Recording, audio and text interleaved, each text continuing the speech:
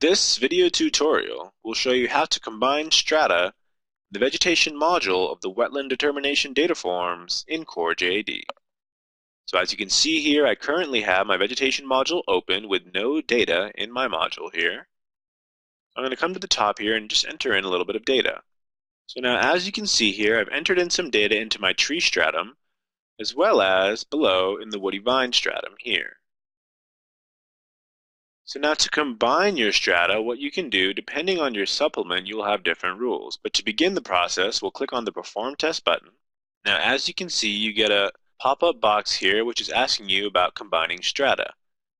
So now the rules will vary depending on your supplement. As you can see here, we're in the Arid West, but in the Arid West, it states that you can combine your strata with the sapling shrub stratum if indeed the stratum you're trying to combine has less than a total plant cover of 5%.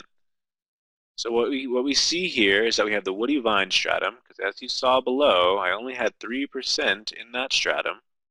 So I'll come here and I will say, go ahead and combine the woody vine with the sapling shrub. So now after I've entered my remark, I'll click Submit. Now you can see you get another call-out box here, which is asking you whether you would like to use now the sapling shrub stratum in your calculations. For also in the Arid West, there is a rule that says a stratum for sampling purposes is defined as having 5% or more total plant cover. In this case, the sapling shrub stratum only has a 3% cover, and thus it is asking whether we would like to use it in calculations. So I'm going to go ahead and say yes, I would like to use it in calculations. I'll enter in an additional remark here. After I've entered my remark, I will push OK. So now, as you can see here, the data form is refreshed. Now the sapling shrub stratum has my woody vine plant at 3%, and so we'll scroll down and see that the plant is no longer in this stratum.